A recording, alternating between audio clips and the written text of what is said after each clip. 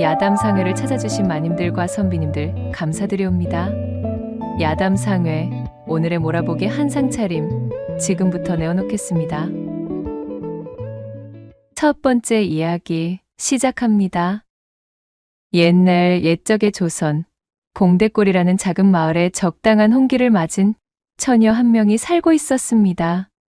처녀의 이름은 월임으로 비록 풍족하지 못한 살림의 집안에서 기근에 시달리며 어렵게 자랐지만 구김살 없이 화사한 미소를 지니고 있어 마을 사람들 누구나 칭찬이 자자할 만큼 어여쁜 사람이었지요. 아주머니 안녕하세요. 어디 외출이라도 나가시나요? 어이구, 월임이 아니냐? 요거싸, 너는 어째 날이 갈수록 고와지는 것이? 코올리게 모양새던 게 엊그제였는데 이제 정말 시집가도 되겠어. 너희 엄니도 참말로 너만 보면 아주 든든하겠구나 야. 아이 참 창피하게 그런 말씀 마셔요. 시집이라니 당치도 않아요. 그런 것은 여직 생각조차 안 해봤다니까요. 저는 아직 제 부모님 곁을 떠나고 싶지 않은걸요. 얼씨구, 우리 고을 제일로다가 어여쁜 제세계 신부감이 시집을 가고 싶지 않아 하다니? 아서라 아서, 방금의 내 그 말 때문에 온 마을 사내들이 눈물로 소매춤을 훔치느라 야단법석이겠구나. 이렇듯 월임의 미색이 절정에 닿아 그 꽃을 활짝 피우게 되었고 전부터 그녀를 흠모하고 있던 여러 사내들의 집안에서는 좋은 조건을 앞세운 혼담들을 줄지어 밀어넣기 시작했습니다. 월임의 부모는 제 여식만큼은 풍족한 환경에서 지내었으면 하는 바람으로 딸 앞으로 들어온 혼담들을 꼼꼼하게 살펴보고 있었지요. 이처럼 봉대골을 대표하는 미인 월임을 제 마음에 품고 혼담을 넣은 사내들 중에서는 품행이 바르고 행실이 모범적인 사내들이 대다수였지만 한편으로는 어딘가 뒤가 구린 사내도 있기 마련이었습니다. 그중 가장 악질인 사내가 있었으니 관군들의 대대적인 토벌을 피해 산중에서 도망쳐 나온 도적 출신의 양수가 그 주인공이었지요. 그는 산에서 도망 나와 신분이 들킬 것을 우려해 여기저기 떠돌던 중이었습니다. 어느 날 붕대골까지 흘러든 양수가 고을에서 얼마 떨어지지 않은 산중에 버려진 작은 암자를 발견하였어요. 암자가 꽤 오래 방치되었다는 것을 알아차린 양수는 그 즉시 꾀를 내었습니다. 절간에 버려진 낡은 승복을 주워 입고는 제 머리를 밀어 승려로 위장하였지요. 그리하여 탁발승 노릇을 하며 고을로 내려와 시주를 받아 생활하고 있던 터였습니다. 여느 때와 마찬가지로 양수가 승복을 뒤집어 쓰고 시주를 받으며 봉대골 여기저기를 돌아다니던 중 우연히 월임의 집에 방문하였다가 월임을 처음 보고는 그만 첫눈에 반해버렸던 것이었습니다. 어머, 스님. 뒷산 폐암자에 새로운 스님께서 기거하신다 들었는데 그것이 스님의 이야기셨군요. 만나 뵙게 되어 반갑습니다, 스님. 앞으로 공궁하실 때는 저희 집으로 탁가를 나오셔요. 물론 저희 집도 그리 넉넉한 형편은 아닙니다만 그래도 귀한 스님께 시주를 아낄 수 없지요.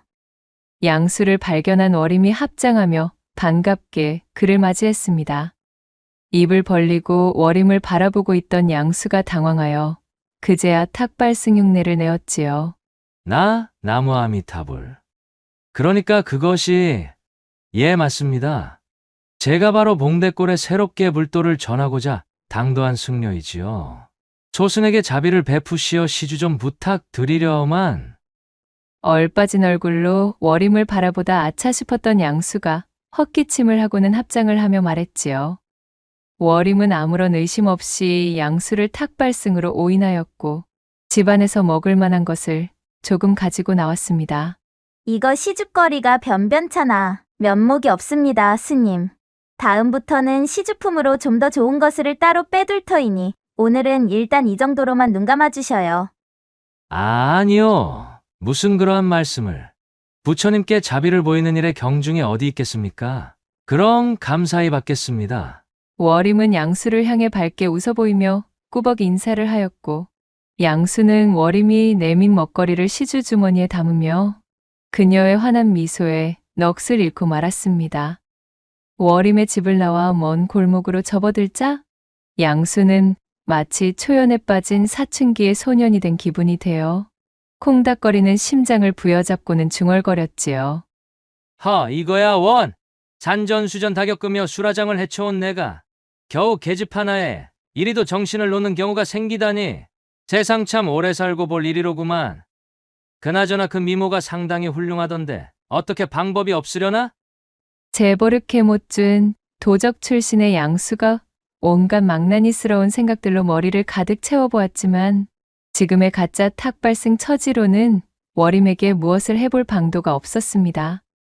양수는 입맛을 쩝 다시며 워림의 집을 돌아보았습니다. 저만치서 집으로 들어가는 그녀의 뒷모습을 눈에 담은 후 떨어지지 않는 발걸음을 옮겼지요. 그날 이후 워림에게 단단히 빠져버린 양수는 틈만 나면 시주를 가장하여 워림의 집 근처를 배회하기 시작했습니다. 어느 날 양수가 다른 집에서 시주로 받은 인절미를 들고 워림의 집 앞으로 찾아왔습니다. 워림에게 맛있는 인절미를 나눠줄 생각으로 잔뜩 들떠보였지요. 그녀의 집 담벼락에서 얼쩡대고 있으려니 담 너머 안쪽에서 워림과 그녀의 어머니가 대화하는 목소리가 들려왔습니다. 얘야, 그래서 어느 집 혼담에 응할 것인지는 따로 정해둔 것이 있느냐? 어머니 저는요? 저 아래 물레방아 옆집의 최씨 아저씨네 둘째 아들이 제일 괜찮은 것 같아요. 오냐? 그래, 이 어미의 생각도 그러하구나. 아무래도 적당히 살림살이도 번듯하고 밥 굶을 일도 없는 데다가 또 너무 형편이 차이가 나서 시집살이를 하느라 시달릴 만한 집도 아니고 말이야. 사실 혼인 따위는 아무래도 좋은데 저는 아직 이 집을 떠나고 싶지 않은걸요. 이 집에서 어머니와 함께 지내고 싶은데. 으이구 이거사, 혼담도 다 때가 있는 법이고 혼기도 놓치면 다시는 돌아오지 않는 법이란다. 네가 아직 나이가 어려 그리 생각할 수도 있지만은 자고로 이 혼례라는 것은 지금 네 나이 때 미리 초석을 다져 놓아야 하는 법이야. 언제까지고 너의 그 미모가 유지될성 싶으냐? 젊음은 마냥 너의 곁에 머무는 선물이 아니니 그런 소리 일랑 접어두고 괜찮은 조건의 혼담이 들어올 때 미루지 말고 얼른 날짜를 잡자꾸나.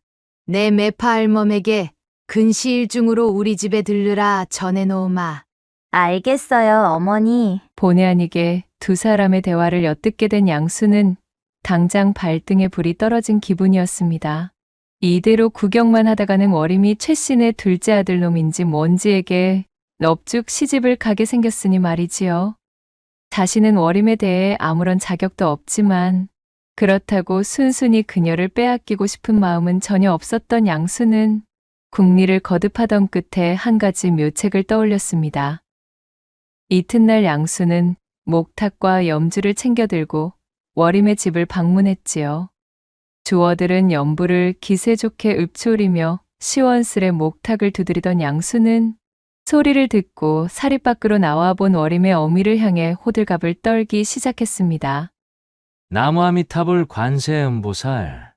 모른 척 지나가려 하여도 집안에 달라붙어 있는 애끼가 원혼이 너무도 강렬하여 도저히 발이 떨어지지 않는구나.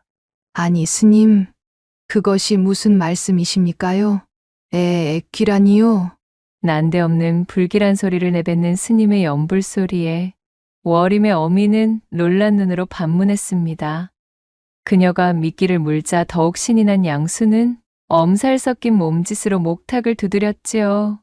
애끼라 함은 모름지기 엄청난 원한을 품고 스스로 유명을 달리한 뒤 제 꼬락서니와 똑같이 당할 희생자를 물색하여 저승길에 내려가고자 혈안인 그야말로 악독한 원혼. 보살님의 집터에 그 지독한 애끼가 달라붙어 있구려. 양수가 흥이 오른 거짓부렁으로 엄포를 놓아대자 워림의 어미는 사색이 되고 말았습니다. 그녀는 양수의 소매자락을 붙들고 말했어요. 아니 스님, 설마 우리 집에 무슨 병고를 가져오는 것은 아니겠지요?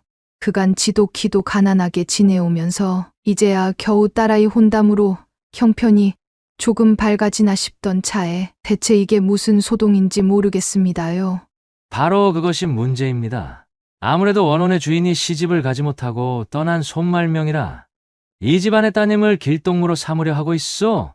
말을 잇지 못하고 새파랗게 질린 얼굴로 입만 벙긋거리는 월임의 어미를 보자 양수는 속으로 쾌재를 부르며 이거다 싶었습니다. 하나뿐인 여식의 경사스러운 혼담을 앞둔 월임의 어미가 양수에게 제발 도와달라 간청하였습니다. 양수는 두 눈을 감고 목탁을 두드리며 깊은 한숨을 내쉬었지요. 물론 속으로는 새어나오는 웃음을 억지로 참느라 혼쭐이 나던 중이었습니다. 참으로 안타까운 이야기지만 이 애끼는 그리 간단한 방법으로 퇴치할 수 있는 수준의 것이 아니외다. 양수가 거드름을 피우며 버티고 있으니 결국 월임의 어미는 땅바닥에 주저앉으며 애원하기 시작했습니다. 스님, 무엇이든지 알 터이니 제발 제 딸 좀 살려주십시오. 아직 꽃도 피워보지 못한 저 어린 것이 부모 잘못 만나 지금까지 고생만 하며 살아왔는데 이제서야 혼사를 앞두고 허리 좀 펴나 하는 와중에 참말로 이게 무슨 청천벽력 같은 소리십니까요? 월임의 어미는 목 놓아 눈물을 흘리며 소리쳤고 양수는 한쪽 눈으로 실눈을 뜬 채 그녀를 힐끗 내려다본 뒤 헛기침을 하며 무겁게 입을 열었습니다. 방법이 아예 없는 것은 아니외다. 애끼에게 곁을 내주지 않을 만한 법력을 지닌 사람과 짝을 이룬다면 따님의 신변에는 아무런 해도 없을 것이오. 그의 말에 월임의 어미가 눈을 번쩍 뜨고 자리에서 일어나 물었습니다. 스님, 그러한 법력을 지닌 사람이 대체 누굽니까요? 어지간한 범인이 그런 신통력을 지닐 리가 없지 않습니까? 물론 그러합니다. 예컨대 저같이 오랜 기간 수행을 쌓은 숙녀 정도가 그런 능력을 가지고 있다 할 수 있지요? 네, 아니 스님, 혹시 그렇다면 예, 맞습니다. 따님을 제게 내어주셔서 혼사를 치르게 되면 이번 애끼는 어떻게 막아볼 수 있을 듯도 합니다만 허나 스님, 출가하신 분이 어찌 혼인을 하실 수가? 월임의 어미가 살며시 의심의 눈초리를 보내자 양수는 버럭 기세를 높여 대꾸하였습니다. 물론 실제로 혼인을 하는 것은 아니지요. 그저 혼인의식을 가장하여 원혼의 눈을 속이며 또한 그것을 징표 삼아 애끼의 접근을 막자는 것입니다. 아무튼 천기라 할 만한 유일한 방법을 알려드렸으니 어떠한 결정을 내리든 그것은 이 집안 사람들의 자유겠지요? 아무튼 따님의 명줄은 바로 보살님의 결정에 달려있음을 유념하시기 바랍니다.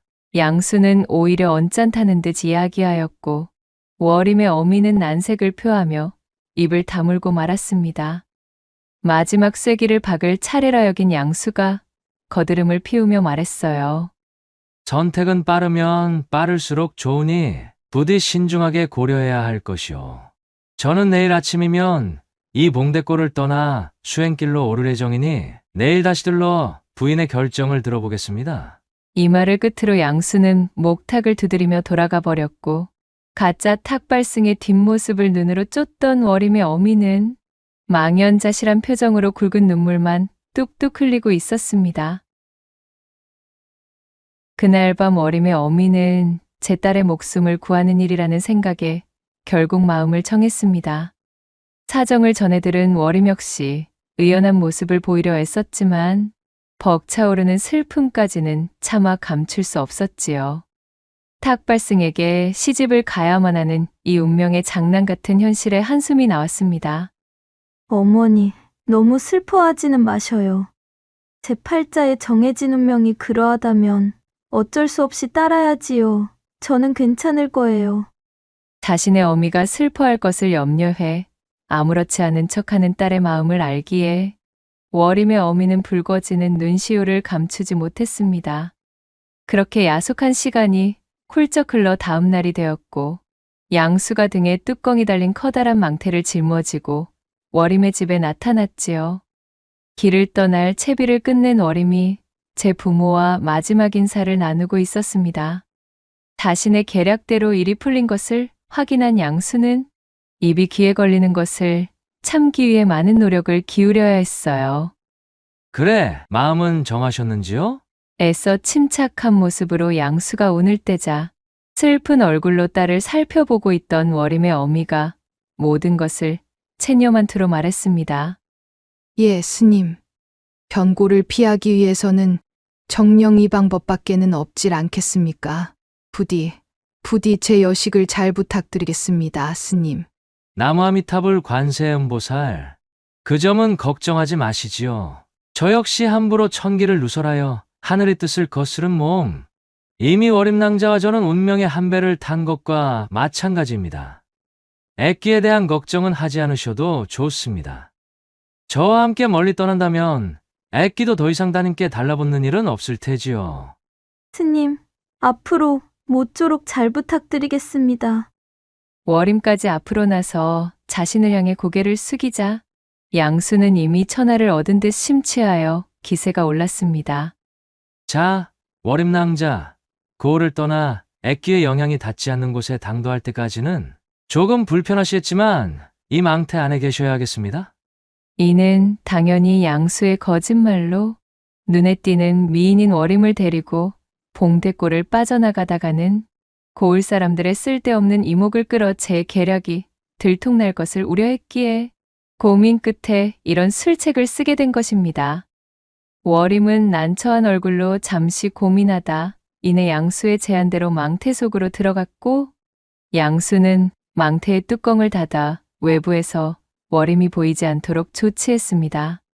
그는 마지막으로 월임의 부모와 인사를 나눈 뒤 두 다리에 잔뜩 힘을 실어 월임이 들어있는 망태를 등에 메고 발걸음도 가볍게 걸음을 옮겼습니다. 자신도 모르게 콧노래를 흥얼거릴 뻔한 것을 겨우 참아 그는 월임네 집이 시야에서 사라질 때까지 축지법이라도 깨우친 승려 마냥 부지런히 걷고 또 걸었습니다. 얼마나 시간이 지났을까요? 건넌마을 나루터에 당도하기 위해 가장 빠른 산길에 들어선 양수는 망태의 무게도 잊은 채 머릿속에서 온갖 상상의 나래를 펴고 있었습니다. 한때는 자신의 산채의 관군들이 들이닥쳐 모든 것이 끝나버릴 뻔한 도적놈이었으나 지금은 고을에서 가장 빼어난 미인을 제 아내로 삼아 아무도 모르는 먼 곳으로 도망쳐 살림을 차릴 예정인 새 신랑이 되었으니 그는 어깨춤이 절로 나오는 것이었습니다. 자고로 사람은 이 머리를 잘 써야 몸이 편하다. 이 말씀이지? 만약 내가 신분 좋은 집구석에서 태어났으면 이거 분명 영의정까지 해먹었을 제목인데 말이야. 양수는 속으로 이러한 생각까지 하며 쾌재를 부르고 있었지요. 바로 그때였습니다. 산세가 조금 깊어진다 싶던 찰나 수풀이 우거진 곳이 요란하게 흔들리며 소란스럽다 싶더니 잿빛의 늑대들이 고개를 내밀며 튀어나오는 것이었지요. 아니 늑대! 이곳에 늑대의 서식지가 있었단 말인가? 양수는 깜짝 놀라 주춤거리며 뒷걸음질 쳤습니다. 어딘가 쫓기는 듯 보이는 늑대들은 눈앞에 양수를 향해 번뜩이는 송곳니를 드러내며 으르렁대고 있었지요. 졸지에 목숨을 위협받게 된 양수는 월임이 숨어있는 묵직한 망태를 메고서는 결코 늑대들에게서 도망칠 수 없다는 것을 깨달았습니다. 쳇! 아깝지만 별 수 없겠군. 일단은 내 목숨이 가장 중하니 말이야. 그는 야비한 눈빛으로 조심스럽게 망태를 땅바닥에 내려놓았습니다.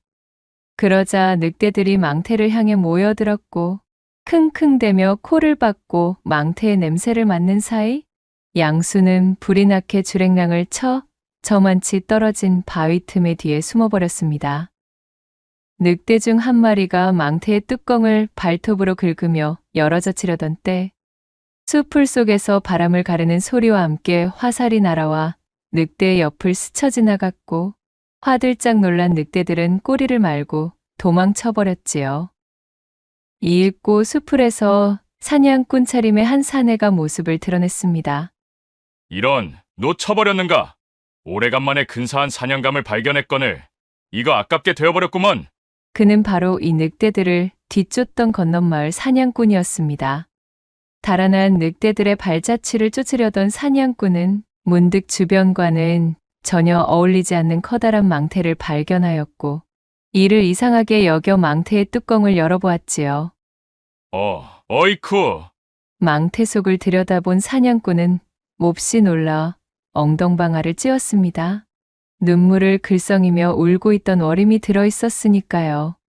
대관절 이것이 무슨 일이오? 아니 어쩌자고 이 깊은 산 중에 홀로 망태 속에 들어가 계시는 게요? 월임을 망태 속에서 꺼내주며 사냥꾼이 물었습니다. 그것이 사실은. 월임은 그에게 그간의 자초지종을 말해주게 되었습니다. 그녀에게 모든 사실을 전해 듣자 순진한 처자를 꿰어 도망칠 목적의 사기극이었음을 단박에 알아차린 사냥꾼은 벌건 홍시처럼 얼굴을 붉히며 분노했습니다. 아니 이런 경을 칠 사기꾼 놈이 있나? 한편 멀찍이 떨어진 바위 틈 뒤에 숨어 상황이 정리되기를 기다리던 양수는 주변이 고요해지자 슬그머니 몸을 일으켜 망태가 있는 곳으로 다가왔습니다. 늑대들은 모두 돌아간 것인가? 망태의 상태도 멀쩡한 것을 보니 녀석들이 흥미를 잃고 멀리 달아났나 보군. 이거 정말 다행이야, 그래? 하마터면 애써 엮어놓은 월임낭자를 늑대밥으로 빼앗길 뻔했지 뭔가. 양수는 가슴을 쓸어내리며 희죽거렸습니다. 이윽고 월임의 상태를 확인해 보기 위해 망태의 뚜껑을 열었지요. 그리고 그 순간 망태 속에 들어있던 독사 수마리가 씩씩대며 양수에게 날아들었습니다. 상상치도 못한 독사들의 습격에 혼비백산한 양수는 멱다는 비명을 지르며 나자빠졌고 잔뜩 독이 오른 독사들은 양수의 팔과 다리, 입술 등 닥치는 대로 물고 늘어져 버렸습니다. 이게 대체? 온몸을 잔뜩 물린 양수가 이해할 수 없다는 표정으로 두 눈이 휘둥그레졌지요. 양수에게 실컷 화풀이를 한 독사들은 유유히 숲을 속으로 사라졌고 지나가느니 하나 없는 깊은 산중에서 양수는 쓸쓸하게 땅바닥에 누워 꿈틀거릴 뿐이었습니다. 멀어지는 의식 속에서도 양수는 자신에게 벌어진 일을 정확하게 알아차릴 수 없었고 그렇게 그는 허망하고 비참하게 탁발승, 연극의 종지부를 찍게 되었습니다. 사실 조금 전으로 거슬러 올라가 보면 건넌마을의 사냥꾼은 월임에게 내막을 전해 듣고는 양수에게 따끔한 벌을 내릴 필요가 있음을 깨달았지요. 그는 주변에서 작은 바위들을 모아서 월임의 몸무게와 엇비슷하게 맞추었습니다. 그리고는 망태 안에 던져 넣어 마치 월임이 속에 들어있는 것처럼 보이게 만들었어요. 이놈 어디 따끔한 맛 좀 봐라.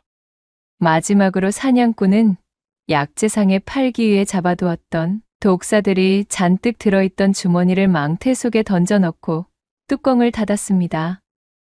그리하여 사냥꾼의 친절한 안내를 받으며 하산하여 무사히 자신의 집까지 되돌아올 수 있었던 월임은 하마터면 사기꾼의 새치 혀에소가 머나먼 땅에서 사기꾼의 아내로 살 뻔한 위험으로부터 벗어나게 되었습니다.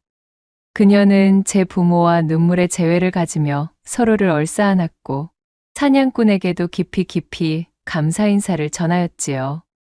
그리고 그것이 새로운 인연이 되었으니 이것저것 혼담을 잴 필요도 없이 사냥꾼과 일사천리로 혼인을 맺어 두 사람은 이후로도 봉대골에서 가장 금슬이 좋은 부부로 오래도록 행복하게 지냈다는 후문이 옵니다.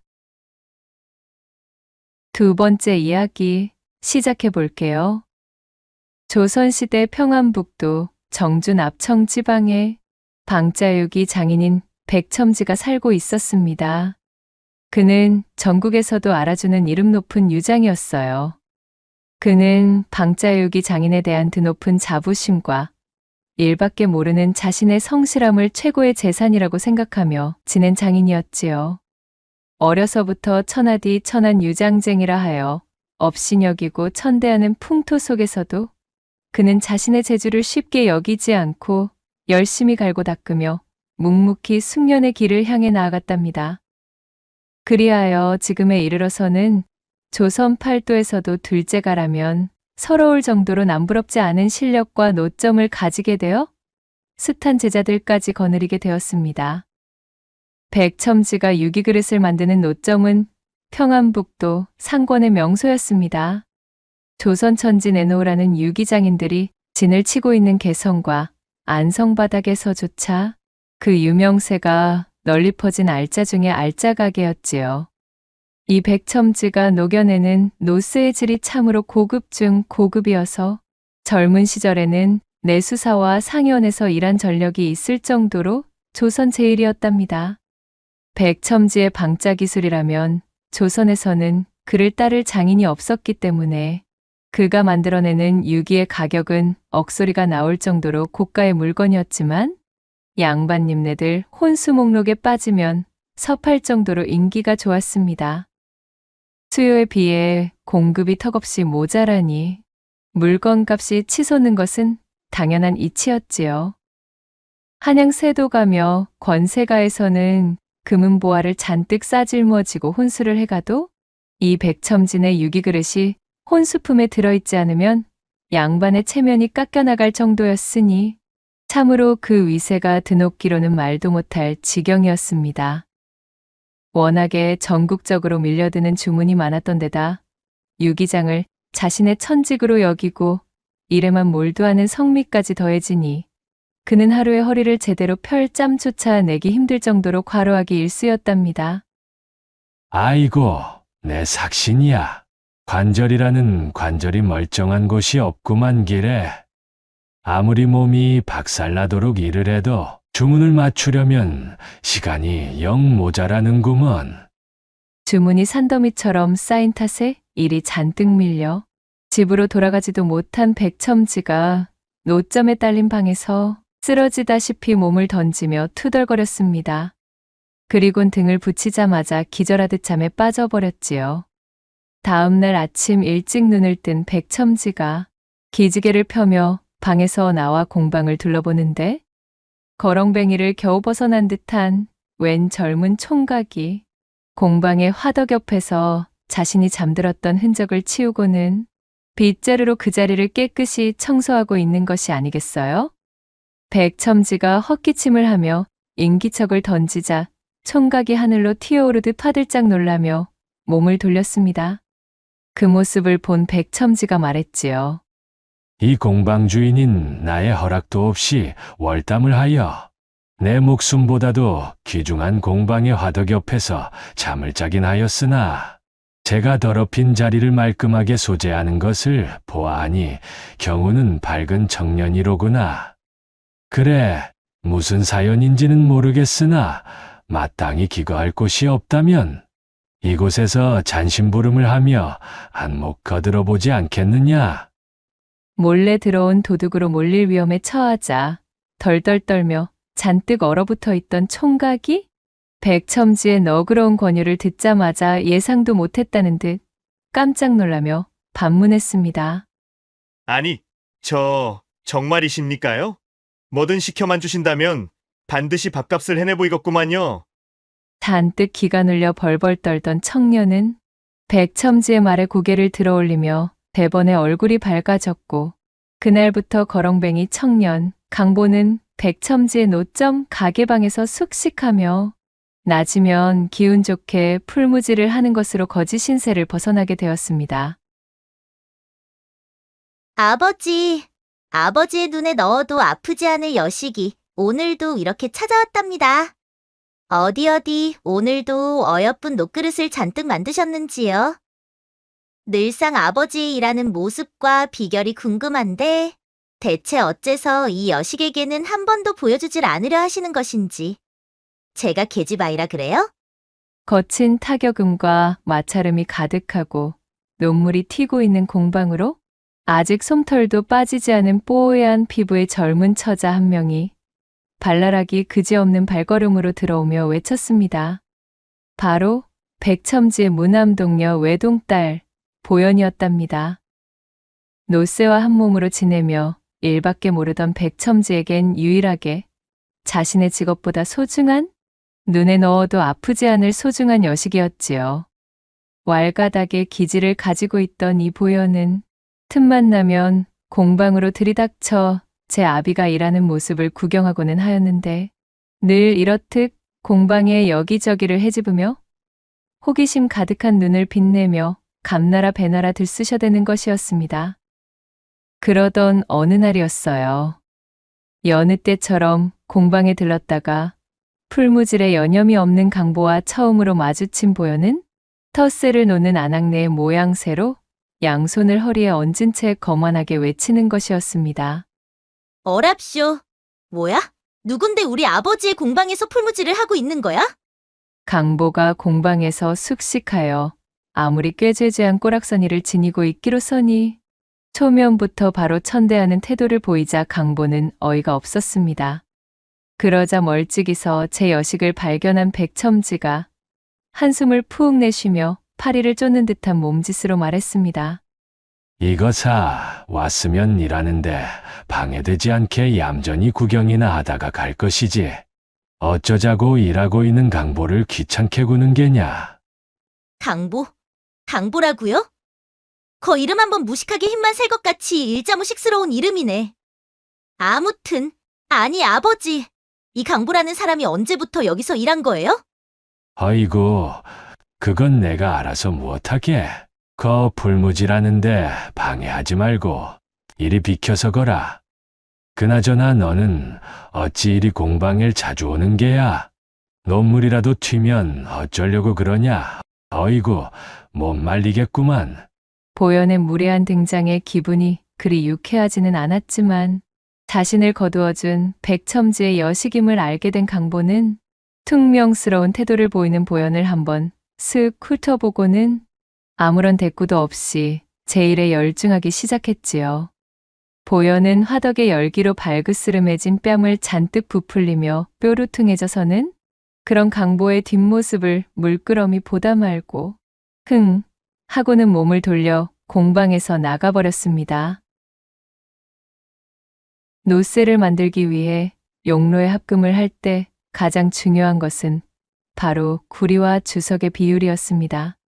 그리고 그 황금 비율은 공방에서 오로지 백첨지 혼자만 알고 있는 특급 비밀이었지요. 이후의 공정에서 추가되는 몇 가지의 재료와 비법 역시 오직 백첨지만이 쥐고 있는 기술이었습니다. 백첨지의 노점에는 종업원이 10명이나 되었지만 방자를 두드리고 펴며 완성품으로 다듬어내는 기술도 마지막 마무리는 항상 백첨지의 몫이었습니다. 백첨지는 쉽사리 자신의 비결을 내어주지 않았어요.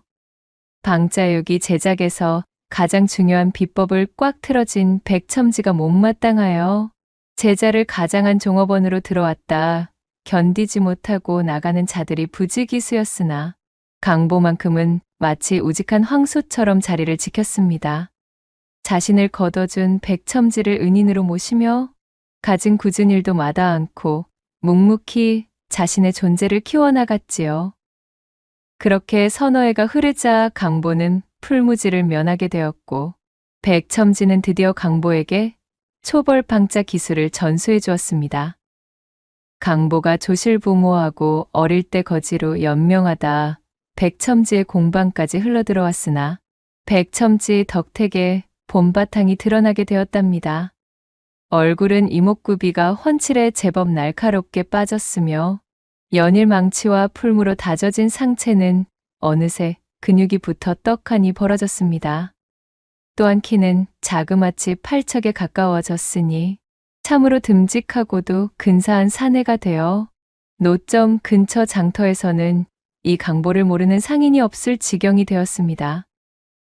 예전에는 백첨지의 방자유기를 구경하려 모여들었던 귀부인들이 어느덧 구석에서 망치질을 하고 있는 강보를 보기 위해 모여들 정도였지요. 어머나, 참으로 이런 공방에 처박혀서 논물이나 튀기고 있기에는 퍽 아까운 청년일세. 천한 유장질은 그만두고 우리 집 머슴으로 났었으면 알맞겠구만. 아니, 이 여편네가 채통머리 없이 이 무슨 망발이신가. 하지만 그 의견에는 나 역시 적극 동조하는 바이네. 중년의 여인들이 농을 던지며 깔깔 웃음을 터뜨렸으나 강보는 별일도 아니라는 듯 제 일에만 열중할 뿐이었습니다. 그리고 노점에서 저만치 떨어진 골목길 어귀에서 그런 강보를 물끄러미 허나 그윽하게 애가 타는 눈길로 바라보고 있는 한 여인이 있었으니 그녀는 바로 백첨지의 여식 보현이었지요. 보현은 공방에 놀러오는 사이 틈틈이 지켜보고 있던 강보에게 미운정 고운정이 들어버렸습니다.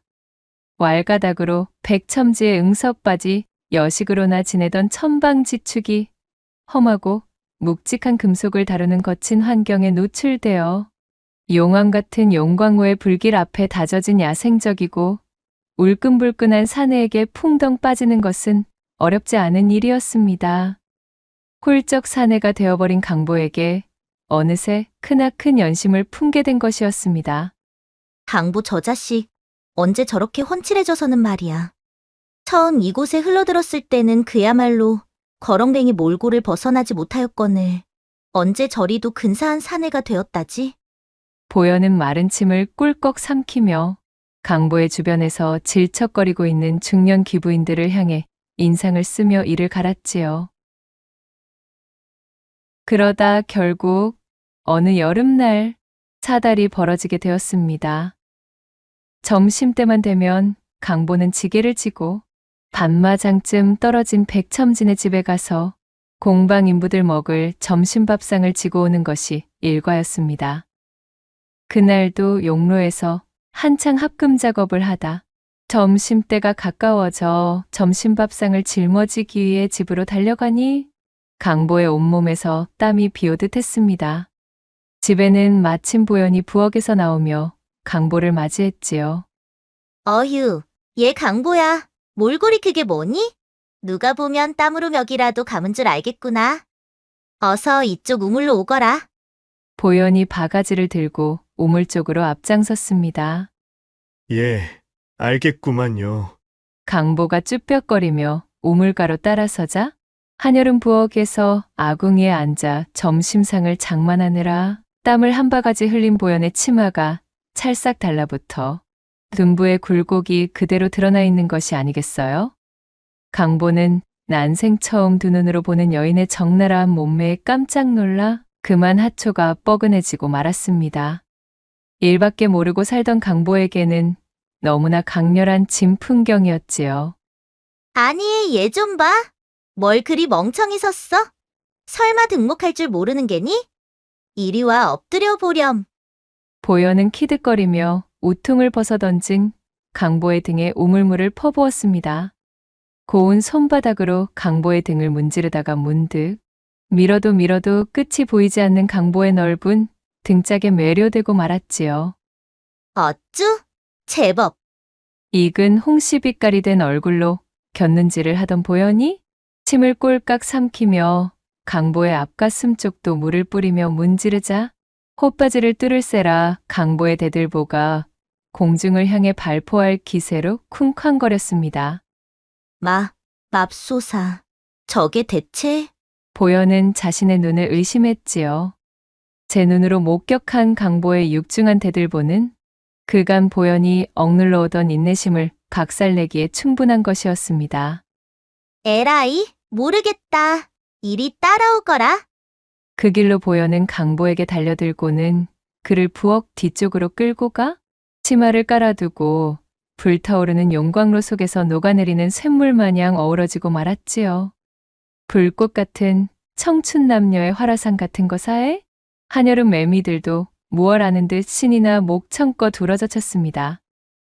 그날 이후로 강보는 점심상을 받으러 갈 때마다 보현에게 잡혀 그냥은 돌아오지 못하는 신세가 되고 말았습니다. 그녀는 집에 아비가 없는 틈을 타서 점점 대담해져서는 제 집 부엌이며 우물 옆에 자리한 갈대밭이며 발길 닿는 곳이면 닥치는 대로 늘러붙어 누가 유기장인의 딸이 아니랄까봐 강보와 함께 용광로를 만들기 일쑤였지요. 강보는 이러다 큰일이 난다며 보현을 저지하려 했지만 그녀는 완강했습니다. 자신의 요구에 응하지 않으면 아버지인 백첨지에게 말해 강보를 공방에서 쫓아내게 만들 것이라며 엄포를 놓았습니다. 다소 과격한 방도이긴 했지만 사실 보현은 더 이상 이대로 강보를 홀로 방치해 두었다가는 기부인들의 머슴으로 팔려가 그를 잃게 될지도 모른다는 생각에 덜컥 겁을 집어먹고 이렇듯 강보를 점 찍어두려는 심산이었습니다. 강보를 향한 춘심이 너무 과해 앞뒤 잴 틈도 없이 일이 되고 말았지요. 아무것도 모르는 강보는 그저 보현의 말을 얌전히 따를 수밖에 없었답니다. 그러던 어느 날 강보가 점심상을 치고 불이 나게 노점으로 가는데 담벼락 그늘에 앉아 졸고 있던 관상쟁이가 벌떡 일어나더니 대뜸 강보의 길을 막으며 외쳤습니다. 아니, 이보게나. 자네, 나 좀 잠시 보셔야겠어. 자네의 관상이 확 변하고 말았구만 그래. 예? 그 말을 들은 강보가 깜짝 놀라 반문하고는 관상쟁이의 영감을 밀치듯 제쳐버리고 헐레벌떡 노점으로 뛰어왔습니다.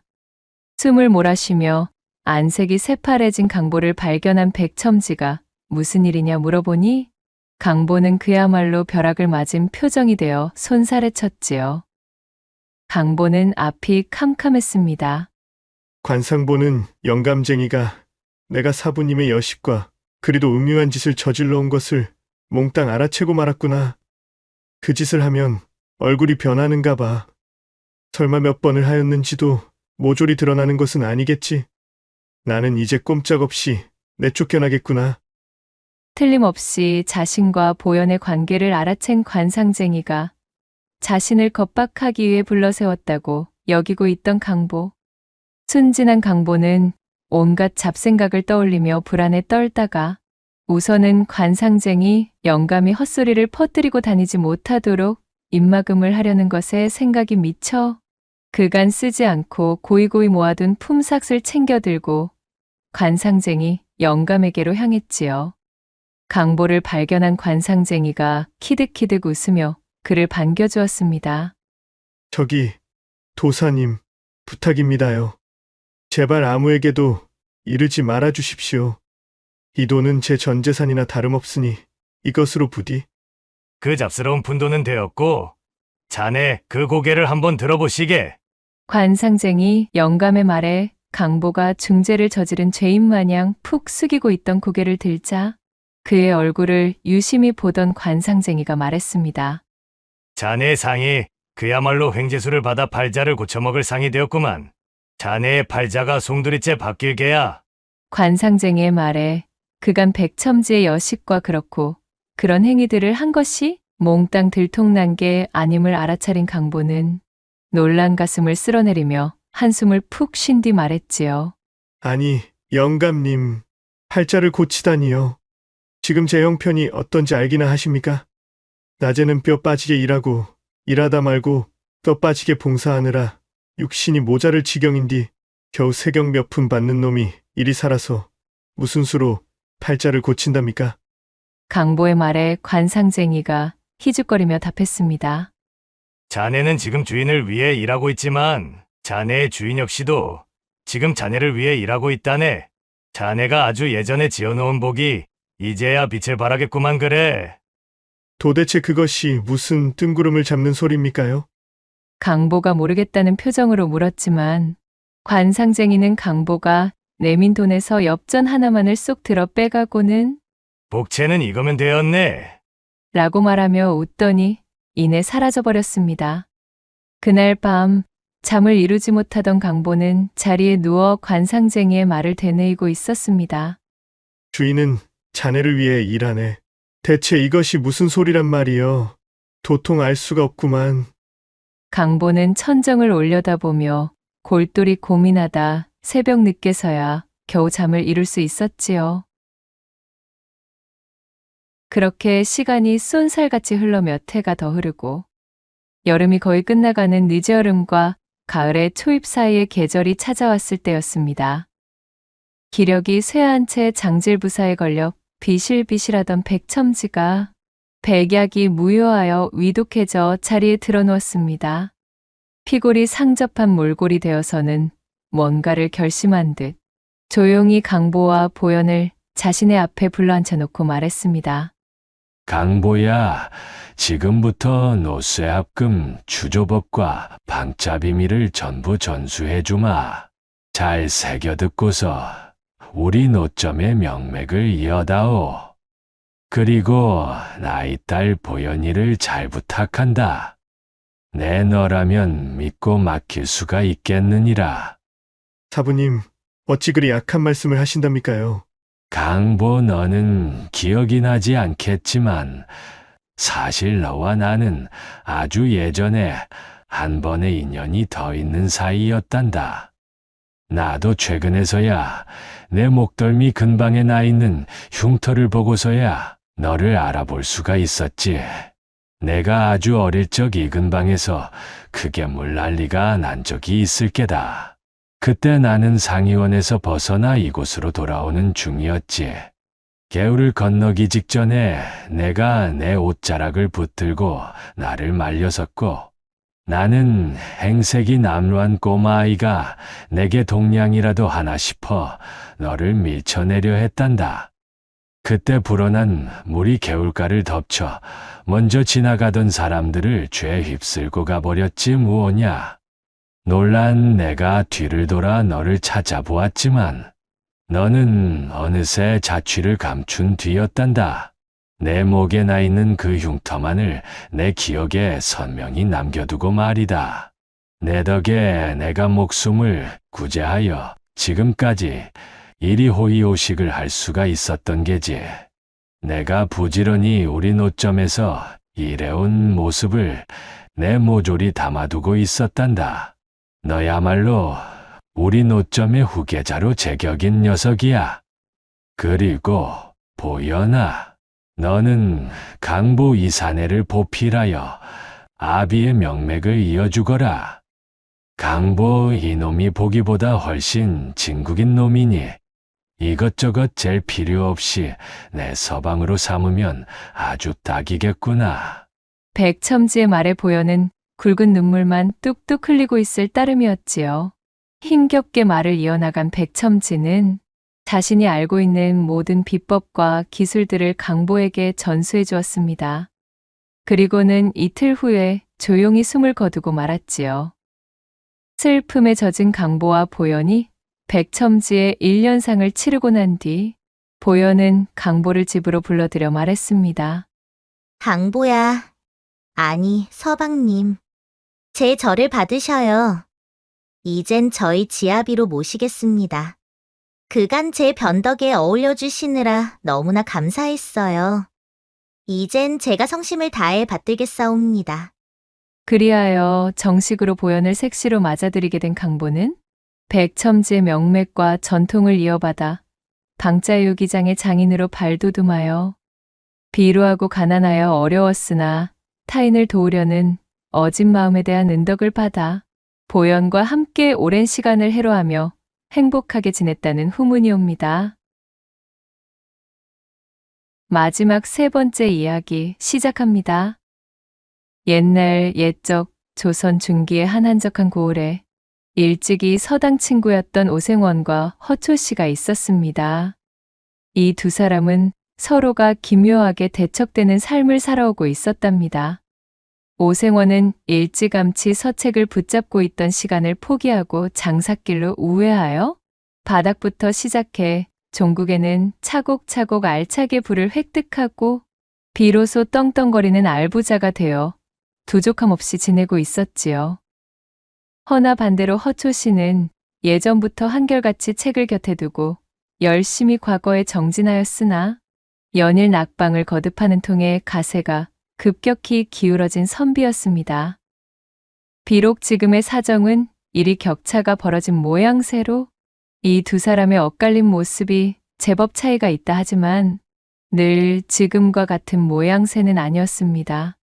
시간을 거슬러 올라가 보면 어려서부터 매우 영특했던 허초 씨는 서당 시절 훈장과 학동들의 칭찬을 달고 지내던 그야말로 신동이라 불리던 아이였습니다. 뛰어난 실력과 더불어 그 성품 또한 올곧고 정의로우니 그의 곁에는 항시 사람들이 모여들었고 늘 인망이 두터운 모습을 보였습니다. 반면 오생원은 큰 두각을 내지 못해 그저 그런 학동 중 하나로 지낼 뿐이었지요. 소시적부터 특유의 꽁한 성격에 기본적으로 질투와 욕심도 심하여 주변 사람들과 잦은 마찰을 빚었고 늘 사람들의 빈축을 사곤 했답니다. 게다가 집안 형편도 여유롭지가 못하였으니 서당 학동들의 공공연한 놀림감이 되어 지내고 있었지요. 실력은 모자랐지만 그 욕심만큼은 어느 누구에게도 지지 않았던 오생원은 어린 마음에 크게 상심하게 되었습니다. 사정이 이렇다 보니 오생원은 늘 어진 성심의 허초 씨를 자신의 눈엣 가시로 여기며 살아왔습니다. 허초 씨가 크게 무언가를 잘못한 것이 없었지만 그를 향한 열등감이 하늘을 찔러 견딜 수가 없을 지경이었지요. 오생원의 그런 마음을 일절 알지 못했던 심성착한 허초 씨는 집안이 어려웠던 오생원을 물심양면 아낌없이 도와주곤 하였습니다. 허나 자존심이 대단했던 오생원은 이것마저도 굉장한 치욕으로 다가왔습니다. 허초 씨의 조건 없는 경제적인 원조가 자신의 살림에 도움은 되었으나 허초 씨에 대한 감사의 마음보다는 열등감만 더 키우는 원인이 되었으니까요. 그는 자신의 집안 형편이 어려워 허초 씨의 도움을 받아야 하는 현실이 너무도 비참했습니다. 장성하면 기필코 허초 씨를 뛰어넘는 사람이 되어 그의 머리 꼭대기 위에서 복수를 하리라 다짐하며 이를 악물었지요. 오생원의 이런 속마음도 모르는 허초 씨는 그저 그를 깊은 친구로 대했고 언제나 제 곁에 두고 힘을 보태주며 지냈습니다. 시간은 점점 더 흐르게 되었고 학동의 신분을 벗어난 두 사람은 어느덧 무럭무럭 성장하여 각자가 가정을 꾸리게 되었습니다. 물론 그러는 동안에도 오생원은 허초 씨가 마음에 둔 교수에게 먼저 혼담을 보낸 뒤 그녀를 욕보이고 소박 놓는 것으로 허초 씨의 혼삿길을 막아서는 등 금수만도 못한 못된 짓을 서슴지 않았습니다. 그리고 이때부터 시간을 보내면 보낼수록 두 사람의 살림살이 격차가 눈에 띄게 벌어지기 시작했답니다. 어려서부터 이를 악물고 결심한 것이 있어 돈이 되는 일이라면 그 어떤 더러운 일도 마다 않던 오생원은 진작에 장사의 길에 서서 약삭빠른 자신의 재능을 꽃피웠습니다. 그는 어두운 돈, 눈먼 돈, 더러운 돈 구분 없이 끌어다 모으며 바닥부터 올라와 차곡차곡 부를 축적하고 있었습니다. 돈을 향한 오생원의 집념은 실로 무서울 정도였어요. 그는 두 번 다시 형편이 넉넉지 못한 시절로는 돌아가기 싫다는 듯 악착같이 돈을 쫓고 있었습니다. 그 반면 신동 소리를 들으며 자랐던 허초 씨는 중요한 순간의 관문마다 고배를 마시며 초시 신세를 벗어나지 못하는 중이었지요. 이후로는 그 넉넉하던 갓에마저도 점차 기울어만 갔고 어느새 초시라는 허울뿐인 초라한 감투만이 남게 되었습니다. 허초 씨가 그렇게 일이 제대로 풀리지 않고 주춤하는 사이 먼 발치에서 그의 소식에 귀를 쫑긋 기울이고 있던 오생원은 그의 앞에 닥친 불행과 흉사에 날마다 쾌재를 불렀지요. 이거 듣자니 허초시 그놈의 가세가 기울어 이제는 과거 시험을 보기 위해 한양에 오를 노자조차도 마련하기가 힘들어졌다지? 그거 참 듣던 중 반가운 소리로구먼? 거 아주 꼴 좋다. 오생원은 허초 씨의 몰락이 마치 어릴 적부터 염원해오던 자신의 목표를 이룬 듯 그저 반갑기만 한 것이었습니다.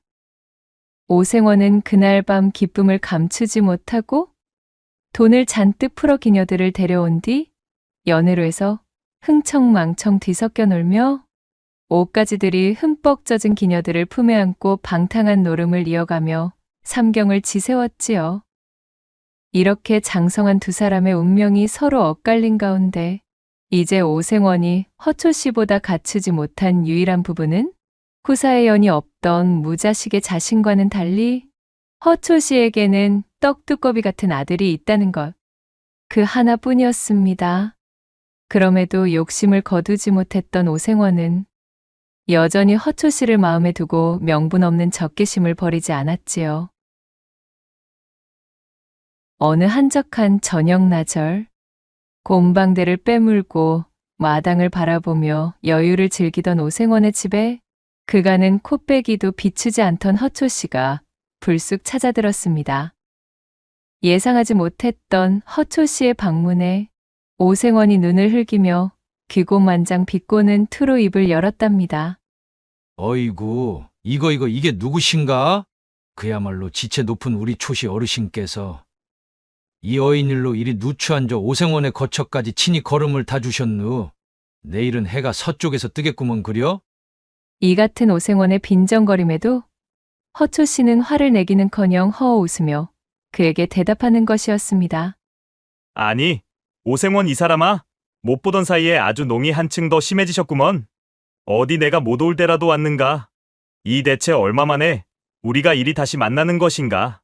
그러지 마시고 우리 이리 얼굴을 마주하게 되었으니 오래간만에 술이나 한잔 나누세나.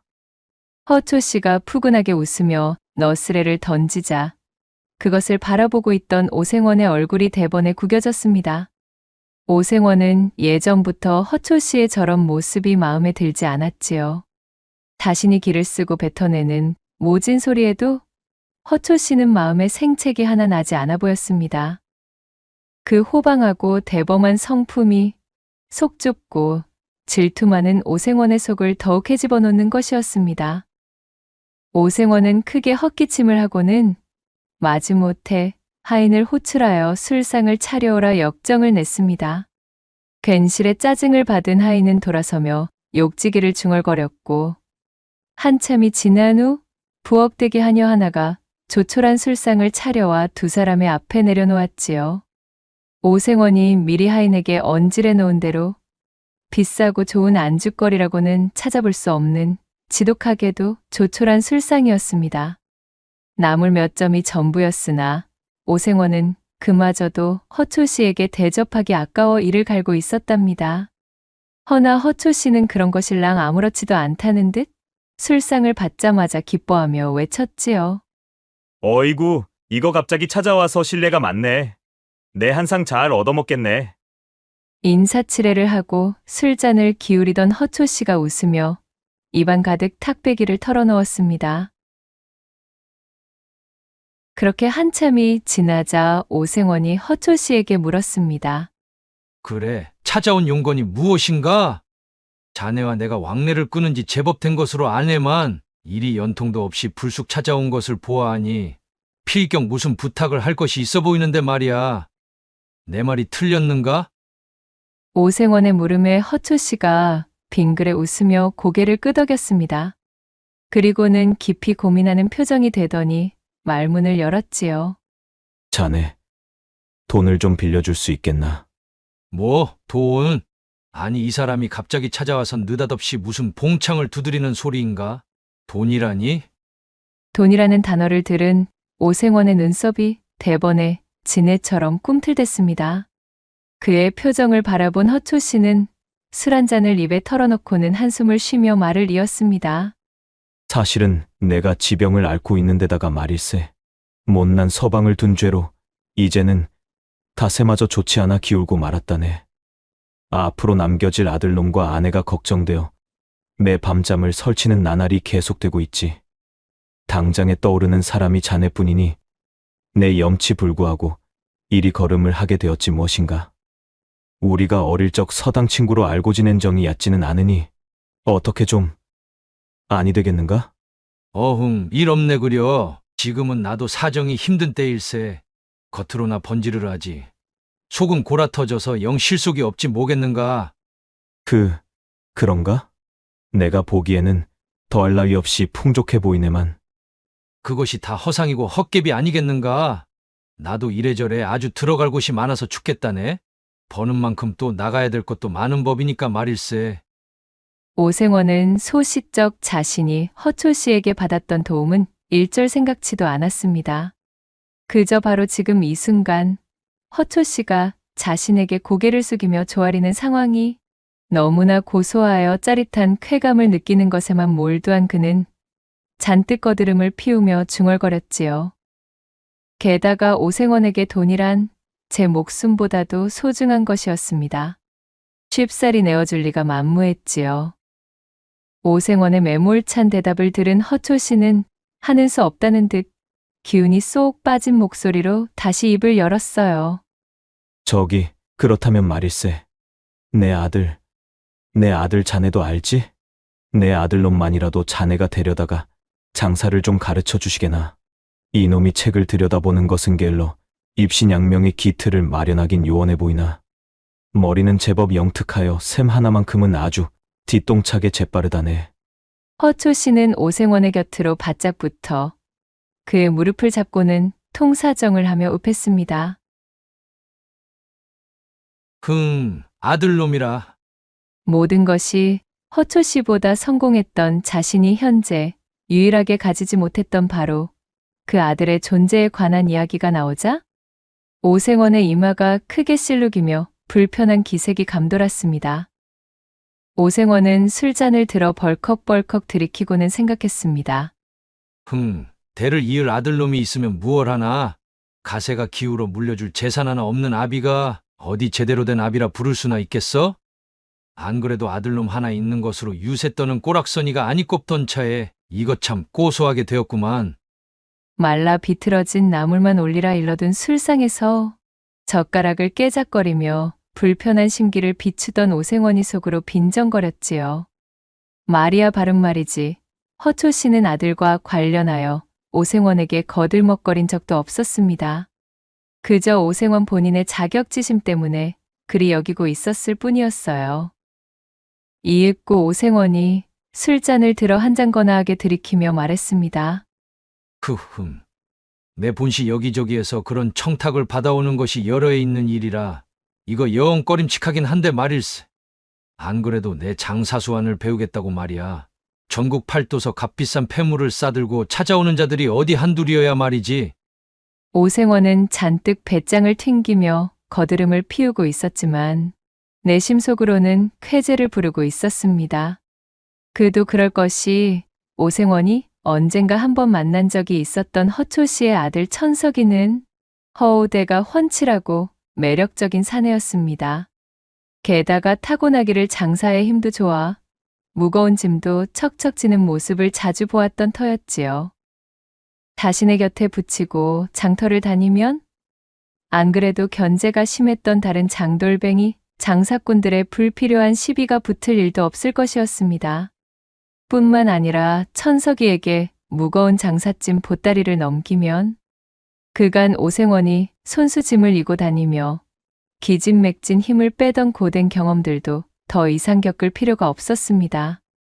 천석이에게 넘겨버리면 장사길에 나서며 짊어질 수고스러움도 모두 덜 수 있었지요.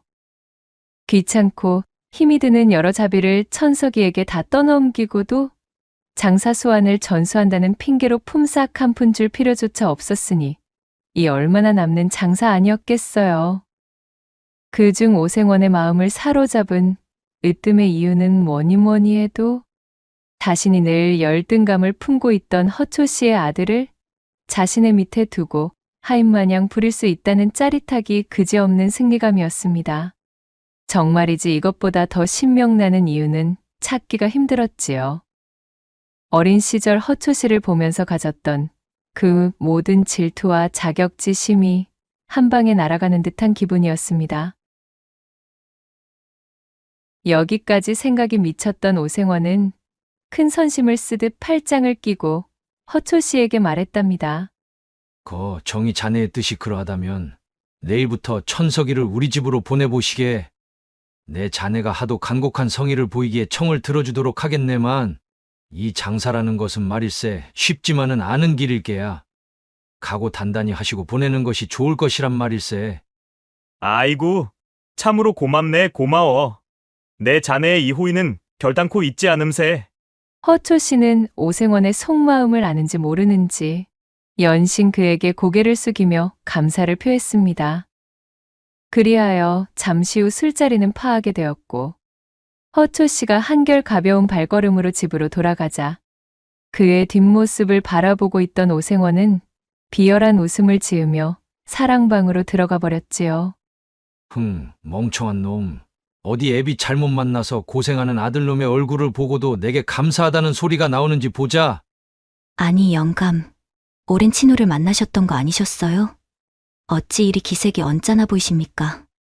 후사를 보지 못해 진작에 쫓아내버린 본처 대신으로 젊고 예쁜 맛에 들인 후처가 오생원에게 다가오며 묻자 오생원이 버럭 성질을 내며 일갈했습니다. 못이 어쩌? 친우는 연병을 누가 얼어 죽을 놈의 친우야? 거 쓰잘데기 없는 소리 하지 말고 싸게 이부자리나 피고 들어누워봐 이 여편네야. 언제까지 우리 집에 대를 이을 아들놈을 가져다 놓지 않을 셈이여? 내 본처가 그것 때문에 쫓겨났다는 소리도 못 들어보았는가? 오생원의 외침에 무안해져 얼굴이 홍시처럼 붉어진 첩씨를 획 잡아 채 금치미에 거칠게 눕힌 오생원은 속 시끄러운 콧김을 잔뜩 뿜고는 용두질로 그녀를 꾹꾹 눌러대는 밤을 보내기 시작했습니다. 그리고 다음 날 날이 밝은 아침 대바람부터 허초 씨의 아들 천석이가 오생원의 집을 찾아들었습니다. 허초 씨의 부탁대로 오늘부터 본격적인 오생원의 시동 노릇을 하기 위해 찾아온 것이었습니다. 꾸벅 고개를 숙이며 인사하는 천석이를 내려다보던 오생원은 뒷짐을 진 채 헛기침을 쏟으며 거드름 가득한 태도로 입을 열었지요. 거 너희 아비가 하도 극진히 청하였기에 내 하는 수 없이 너를 드리는 것을 수락했느니라. 내 앞으로 너에게 장사의 기본과 나아갈 길을 알려주도록 할 터이니 곁에서 항시 나를 제대로 보필하며 어깨너머로 잘 배워보도록 하여라. 알겠느냐? 예, 생원 어른, 여부가 있겠습니까? 부디 맡겨만 주십시오. 미력 하나마 최선을 다할 것을 다짐하고 약속드리겠습니다. 그래. 능력 없는 못난 아비를 둔 너에게 무슨 죄가 있겠느냐? 이것이 다 제 가정을 제대로 건사하지 못한 내 아비가 쌓은 죄건을 어찌되었든 천석이 내 놈은 나의 밑에서 한 3년만 굴러먹다 보면 그 이후로는 너 혼자서도 밥값 정도는 할 수 있을 수준으로 커 있을 터이니 너무 걱정일랑 말거라. 네, 생원 어른. 앞으로 열성을 다해 보필하겠습니다. 오생원이 마치 들으라는 듯 자신의 아비를 면전에서 대놓고 욕보임에도 천석이는 별다른 반응 없이 듬직하게 인사를 올리며 결의에 찬 눈을 보였습니다. 그런 천석이를 흘끔 흘겨보던 오생원은 마땅찮은 눈빛으로 몸을 획 돌려 마당 안쪽으로 들어가 버렸지요. 그날 이후로 오생원은 근 달포 동안을 천석이를 데리고 다녔습니다. 이른바 전국 팔도를 돌아다니는 유랑 장사길에 천석이를 동행시킨 것이었어요. 말이 팔도 유랑 행상이었으나 사실 장사미천이라고는 다름 아닌 오생원의 집에서 직접 만든 조악한 가짜 강장 청심환이나 가짜 해구신 검포, 또한 가짜 기력 보양제 등이었습니다. 그것들을 비싼 상품인양 비단보에 잘 말아 포장하여 괴짝에 차곡차곡 쌓아 올린 것을 천석이에게 짊어지게 하였고, 오생원은 앞장서서 단골 고객들의 집들을 방문하여 기세 좋게 그것들을 팔아댔습니다. 여느 때와 마찬가지로 어느 으리으리한 기와집 앞에 선 오생원은 늘상 왕래하던 사이인 듯 대문을 익숙하게 두드렸지요. 인기척에 하인이 나와 문을 열어주었고, 그렇게 대궐 안으로 들어간 오생원이 집주인과 반갑게 인사를 나누었습니다. 집주인은 그야말로 나이가 지긋한 영감이었지요. 아이고 이보게 오생원, 어찌 이리 걸음이 늦었는가? 내 자네를 기다리느라 눈이 빠지기 일보 직전이었자는가? 어르신, 그간 강령하셨습니까? 그래, 별고는 없었지요. 허기사, 제가 항시 공급해드리는 그 강장제를 드시고 별고가 있을 리가 있겠습니까마는. 물론이지. 그렇고 말고. 그나저나 자네, 지난해에 꼭 구해준다던 물건, 이번에야말로 가지고 왔는가? 단단히 기억하고 있겠지. 이번에야말로 반드시 구해놓겠다. 나와 깊이 약조하지 않았는가? 노쇠한 몸으로 장기침을 해대던 영감이 곁에서 부채질을 하며 심드렁이 두 사람의 대화를 듣고 있던 젊은 첩실에게 손짓을 했습니다.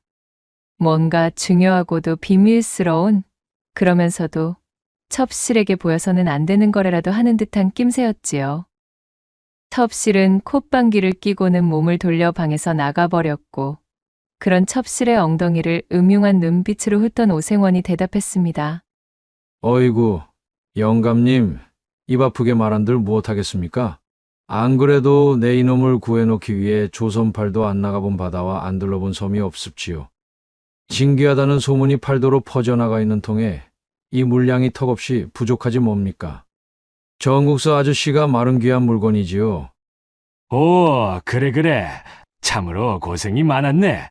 어디 좀 보여주시게. 어디 그뿐이겠습니까? 이것을 구해 돌아오는 길에는 해적까지 만나버린 통에 참말로 죽을 뻔하였지요. 이리도 어렵사리 구한 물건이니 가격은 제대로 잘 쳐주셔야 하겠습니다. 자, 천서가 여기 영감님께 우리 물건을 보여드리거라. 오생원의 하명에 천석이 짊어지고 온 짐짝을 열어 비단 보따리를 풀어 보였습니다. 그러자 고급스러운 향나무 상자 안으로 소중하게 감싸둔 기력보양제가 영감의 눈에 들어오는 것이었지요. 저 오랑캐국의 우두머리조차도 감히 마음대로 취하지 못했다는 귀하디 귀한 보력제입니다. 임금 앞으로 들어가는 진상품과 동일한 품질의 것이지요. 아시겠으나 그야말로 부르는 것이 값인 물건임을 명심해 주십시오, 어르신. 오호라. 그래. 내 값은 달라는 대로 쳐줄 터이니 일단 자네가 가지고 있는 물량을 모조리 내게 넘기게. 아이고, 어르신, 그것은 아니 될 말씀입니다요. 저기 한양의 강참판 어르신 댁에도 가져가기로 이미 깊은 약조가 되어 있습지요. 이걸 여기서 영감님께 싸그리 넘겨버리면 저는 뒷감당이 아니 됩니다. 신들린 듯한 말솜씨로 그럴듯한 거짓부렁을 지어내는 오생원의 입담에 영감은 애가 달아 발을 동동 구르며 애걸복걸하는 모양새가 되었지요. 어허, 이 사람아. 곱절로 쳐주겠네. 내게 넘기게나. 아까 보지 않았던가. 이 나이에 저런 젊은 첩을 끼고 사려니 내 하루가 다르게 기력이 부족함을 느끼고 있지 않았겠는가 말이야. 돈이라면 달라는 대로 줄 터이니 사정 좀 봐주시게나. 이러시면 참으로 곤란한디. 다른 사람도 아니고 영감님이시니 내 이번만 특별하게 밀어드리겠습니다. 대신 절대 다른 곳에 소문내시면 아니 되시는 부부님은 또 명심해 주십시오, 어르신. 영감님께 전량을 넘겼다는 풍문이 퍼지기라도 하는 날에는 저는 이제 다시는 영감님과는 거래를 못할 터이니 말입지요. 그렇게 잘 짜여진 각본대로 움직인 오생원이 영감에게 싸구려 가짜 언약을 덤터기 먹여 옴팡지게도 비싼 값에 밀어넣었고 천석이가 짊어지고 있던 괴짝의 거의 대부분을 소진하게 되었습니다. 가벼운 발걸음으로 영감의 집을 나선 지 조금 지났을 때 자꾸만 뒤를 돌아 방금 전에 기와집을 힐끔거리던 천석이 무겁게 입을 열었습니다. 저 하생원 어른, 제가 무엇을 좀 여쭈어도 되겠습니까? 그래, 말해보거라. 다름이 아니고 방금 파신 기억 보양제 말입니다. 그것은 그저 제가 뜯어온 자풀을 말려 집에서 대충 뭉쳐낸 한약 아닌지요. 그런 것을 어찌 저리도 비싼 값으로 팔 수가 있으십니까? 천석이의 말을 들은 오생원이 너무나 한심하다는 표정을 지으며 멈춰섰습니다. 그는 꾸짖듯 천석에게 소리쳤지요. 무엇이 어쩌고 어째? 아니 이런 세상천지 덜 떨어진 놈 같으니라고는 제 아비를 닮아 융통성이라는 것이 아예 씨가 말라버린 놈이로구만.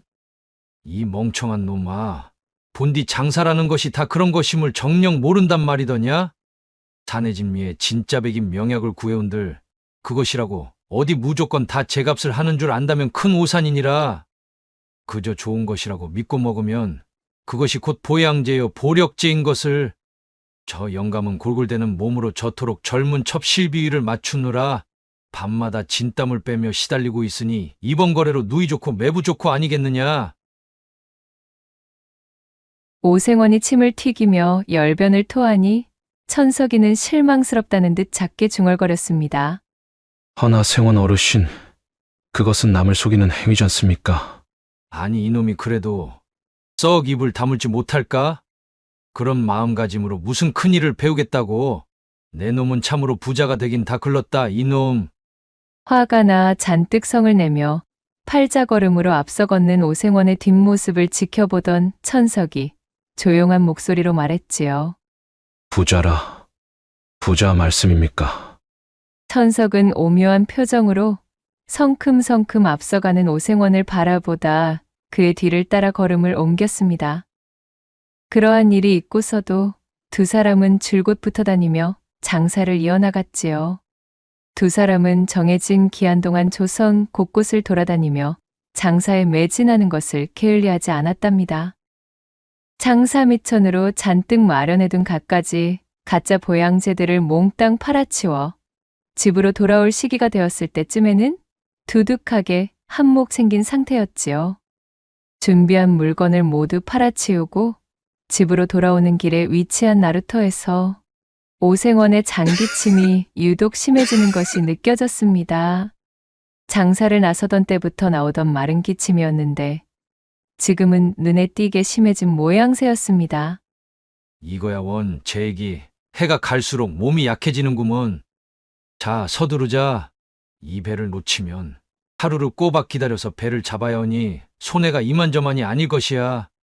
예, 생원 어른. 우직하게 자신을 보필하는 천석이의 부축을 받으며 그렇게 그들은 첫 장거리 장사길을 성공리에 마치고 집으로 돌아오게 되었습니다. 함께 다녀보니 오생원의 생각보다도 천석이는 더욱 쓸모가 많았습니다. 처음에는 허초 씨에 대한 자격지심과 억하심정으로 천석이를 낮잡아보고 멀리하였으나 시종일관 성실하고 초심을 잃지 않는 꾸준한 모습에 서서히 그에 대한 마음도 열리고 있었답니다. 오생원은 그 이후로도 천석이를 데리고 곧잘 장사를 나가게 되었고 그렇게 꼬박 3년이라는 시간을 방방곡곡 조선팔도를 누비며 장사를 하며 천석이를 가르치게 되었습니다. 그 시간 동안 오생원의 장사 수완을 알뜰살뜰 흡수한 천석은 이제는 오생원이 시키지 않아도 능숙하게 장사를 할 수 있게 되었지요. 일취월장 수완이 늘어 천석이는 당최 못 파는 물건이 없었습니다. 어느 날은 목표한 금정보다도 훨씬 더 많은 수확을 올릴 때도 있었으니까요. 그러나 돈만을 바라보며 건강을 돌보는 것에 게을렀던 오생원은 계속되는 험난한 장사의 여정길에 노출되어 나날이 건강이 쇠약해지고 있었습니다. 꼬박 3년을 채우고 나니 그의 몸 상태는 매우 악화되었기에 장사 말미쯤에는 차도가 보이지 않을 정도로 좋지 않은 상황이 되어 있었습니다. 장기침으로 시작하던 곧불기가 이제는 뿌리 깊은 기침으로 변질되어 각혈의 빈도마저 잦아지더니 마침내 자리에 드러눕고 만 것이 아니겠어요? 순식간에 앙상해진 몸으로 자리에 몸져 누워있는 오생원에게 한 짐 가득 장사거리를 실어나가 몽땅 팔아치워 엽전을 두둑히 챙겨온 천석이가 다가서며 걱정스레 말했습니다. 생원 어른, 좀 어떠십니까? 어서 쾌차하셔야 또 장사길에 나설 텐데요. 그동안 불평불만 한마디 뱉는 법 없이 자신의 밑에서 3년간 비가 오나 눈이 오나 한결같이 시중을 들어온 천석이를 어느새 신뢰하게 된 오생원은 자신을 찾아온 임종의 순간을 깨닫고는 입을 열었지요. 천석아, 그간 내 밑에서 온갖 툭툭한 일을 견디며 참으로 잘 버텨내었구나. 내가 가진 장사 수법을 너에게 모두 전수하였단다. 이제 나 없이 너 스스로도 충분히 부자가 되어 무너진 너희 집안과 가세를 일으킬 수 있을 것이다. 이제부터는 천석이 네가 나의 상당과 전방들을 맡아 관리하며 그렇게 명맥을 유지해다오. 그리고 우리 집안과 내 후처 역시도 내 잘 부탁하마. 속 깊은 곳에서 끓어오르는 진심을 힘겹게 전한 오생원이 눈물 가득한 얼굴로 천석이를 올려다보며 글썽거렸습니다.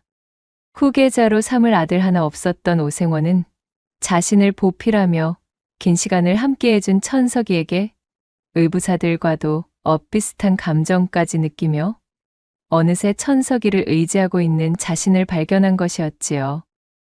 그렇게 끓어오르는 기침을 힘겹게 거두며 오생원이 말을 마치자 어찌된 영문인지 그것을 잠자코 듣고 있던 천석의 표정이 차갑게 식어가는 것이었습니다. 흉흉한 눈으로 오생원을 내려다보던 천석이 무겁게 운을 떼었어요. 부자 말씀이십니까? 생원 어른, 저는 그런 식으로는 부자가 되고 싶지 않습니다. 제가 추구하는 길은 음험한 노인네에게 가짜 환약이나 밀어넣으며 거짓된 강장제를 권하는 그러한 방식은 아니지요. 허나 말씀하신 대로 생원 어르신의 후처분 만큼은 그리 걱정하지 않으셔도 될 겁니다. 어르신의 말씀이 없으셔도 이미 오래전부터 제 선에서 잘 보살펴드리고 있었으니까 말이지요. 천석이의 의미심장한 말에 오생원이 대체 이것이 무슨 소리인가 싶어 어리둥절하던 그때 마침 방문을 두드리며 오생원의 후처가 들어왔습니다. 그녀의 손에는 오생원에게 먹일 약사발이 담긴 소반이 들려 있었지요. 처음에는 사이좋게 부부 생활을 영위하고 있었지만 전처와 마찬가지로 후처인 그녀에게도 도무지 상기가 찾아올 기미를 보이지 않자 이에 크게 실망한 오생원은 그녀를 구박하며 나날이 모질게 대하고 있던 참이었습니다. 허나 다행인지 불행인지 후처는 그 천성이 곱고 어지럽기에 오생원의 몹쓸 구박을 묵묵히 감내하며 지금까지 그를 제아비로 따르고 있었지요. 두 여인 모두에게 후사를 기대할 수 없었음에 오생원은 모든 것을 체념하고 포기하려던 참이었습니다. 여보, 좀 어떠셔요? 이 약을 좀 들고 어서 쾌차하셔야지요. 여기 약을 우욱. 아니 그런데 이게 무슨 일이겠어요? 오생원에게 약사발을 내려놓으며 앉던 젊은 후처가 탕약의 후텁지근한 냄새를 맡더니 갑자기 헛구역질을 하는 것이 아니겠어요? 그 모양새가 여느 헛구역질과는 달랐음을 한눈에 알아차릴 수가 있었답니다. 자리에 누워있던 오생원이 그것을 알아차리고는 두 눈을 부릅뜨며 말했습니다. 뭐시여? 아니 이게 무슨... 언제부터요? 몇 달이나 되었는가? 그의 추궁에 화들짝 놀란 젊은 부인은 그저 고개만 떨굴 뿐 말이 없었습니다. 그때 천석이가 오생원의 말을 가로채며 입을 떼었습니다. 어르신의 씨가 아니니 안심, 아니 관심은 끄셔도 좋습니다. 아마도 이제 석 달 차 되었을 겁니다. 지피는 밤으로 셈을 해보면 아마 그쯤일 테지요. 3년간 장삿길에 나서며 자신의 젊은 처와 합방한 적이 일절 없었던 오생원이 천석이의 말에 돌아가는 상황을 퍼뜩 알아차렸지요. 어쩐지 밤만 되면 후처가 묘하게 자신이 잠들기만을 기다리는 눈치를 보인다 싶었는데 이런 속사정을 숨기고 있었을 줄은 몰랐던 것입니다. 털썩같이 믿고 있었던 임종을 앞두고서야 자신을 돌아보며 인정해주려 하였던 천석이가 자신의 후처와 야음을 틈타 몰래 정본을 낸 것도 모자라? 그래, 그 씨앗까지 잉태하게 되었다니요. 참으로 기가 차고 코가 막힐 노릇이었습니다. 아니 뭐시라? 이 이놈이 내 놈이 감히 내 처와... 믿었던 도끼에 발등이 찍힌 분노에 핏발 가득 선 눈으로 무섭게 천석이를 올려보던 오생원이 깊은 기침을 하며 소리쳤습니다. 부들부들 떨리는 손으로 천석이의 멱살을 쥐려 했지만 병든 몸이 그의 뜻대로 움직여줄 리가 없었어요. 그런 오생원의 몸부림을 묵묵히 바라보고 있던 천석이는 아무런 표정도 없이 침착한 목소리로 말을 이어나갔습니다. 생원 어른께서 일찍이 저희 아버지를 하대하며 괄시해온 것을 저는 이 집에 들어오기 전부터 모두 알고 있었습니다. 소시적 제 아버지의 도움을 받아 생원 어른께서 본인의 집안을 일으키고도 정작 저희 아버지가 도움이 필요할 땐 냉랭히 외면하셨던 것 또한 잘 알고 있지요. 생원 어른, 일전에 저를 향해 부자가 되긴 글러먹은 놈이라 칭하신 적이 있으시지요. 허나 저는 생원 어른과는 조금 다른 길로 걸었을 뿐 부자가 된다는 최종 목표는 다르지 않았습니다. 제가 부자가 되는 방식은 바로 이런 식이었으니까요. 저는 이 집안의 모든 것을 물려받을 적법한 후계가 끊긴 이 집안을 취하여 제 것으로 만들 작정입니다. 여기 있는 어르신의 후처와 새살림을 차려 뱃속에 있는 아이와 함께 가정을 꾸려서 말이지요.